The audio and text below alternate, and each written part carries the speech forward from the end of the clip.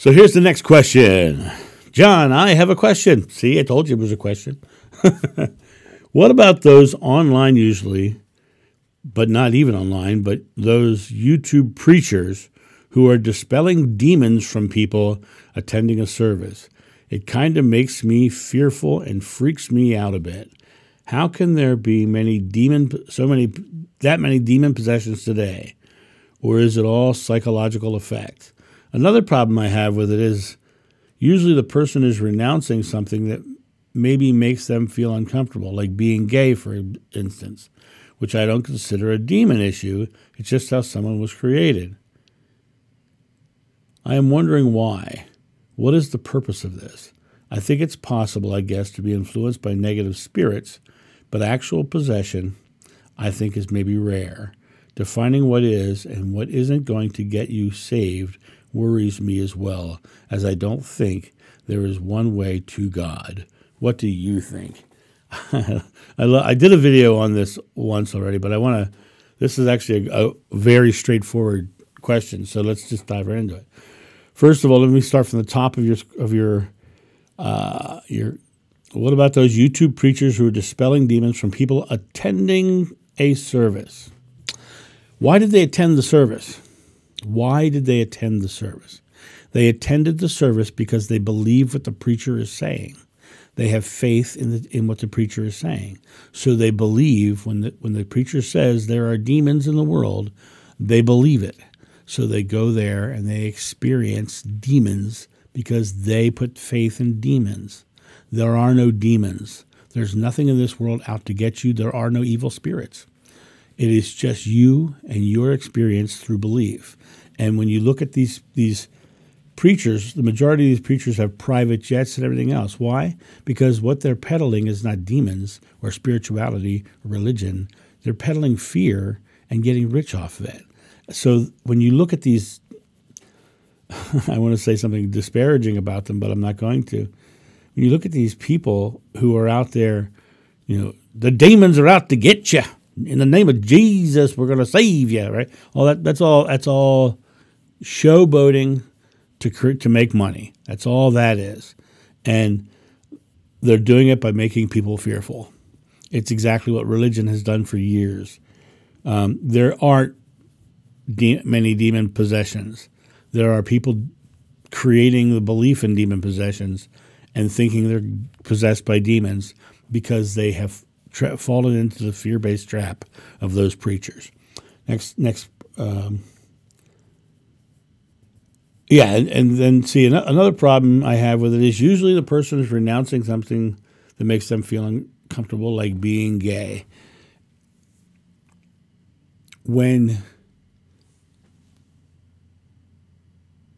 a preacher says that things are evil and they believe the preacher, then what happens is they feel like they need to renounce it because the preacher has told them, it's not okay to be gay. It's not okay to be whatever. It's not okay. And what's interesting about it is, especially in the gay situation, let me just put this on the table. God is love, and love is never wrong in all of its wonderful forms, period. But as far as these people who are peddling fears, they're peddling fears for a reason. They're peddling fears for money. Did you know that until they discovered a way to make money off of the abortion fight, evangelicals wanted nothing to do with it because they didn't think it was a winning argument. But when they found a way that they could demonize it and make it fearful, then they started demonizing it and making it fearful. And then but before that, it's very well documented. They didn't think it was an issue. They didn't care. But until they were able to demonize it, weaponize it, and make it fear-based to scare people, that's when they got all on board with that. So that is an interesting animal. Before that, they didn't care. So what is the purpose of this? There's no purpose in it. The only purpose in it is for those people to make money off of your fear. But let me just say this. You actually say in this question, it kind of makes me fearful and freaks me out a bit. And then down at the bottom, he says, defining what is and what isn't going to get you saved worries me, as well as I don't think there's one way to God. But it worries you, and it freaks you out a bit. It makes you fearful. It's exactly what they tried to do. It's exactly why you feel that way. It's because you're kind of buying some of their stories. You're questioning. It's an uncertainty. What is fear? Fear is an emotional reaction to some future event that may or may not happen, with you focused on a negative outcome. Fear, when you break it down even further, is just negatively focused uncertainty. So you're uncertain about it, and so you're going, well, what if it's true? That's the negative focus. The positive focus is, God is love. And you would not feel the way you feel if you weren't negatively focused about it. So change your focus to something positive and loving and joyful. God is love, so I don't need to worry about that. God is love, so I don't need to deal with demons or negative spirits or entities, which I don't believe in at all.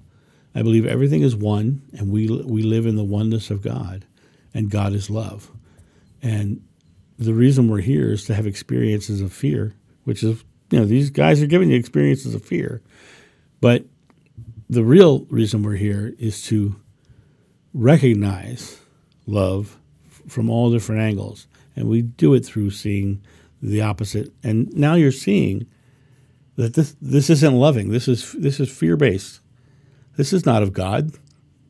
These guys pushing demons and possessions and all this stuff, that's not of God. That's not of the truth of reality, the oneness of God. That's all fear-based garbage in my mind. And I think that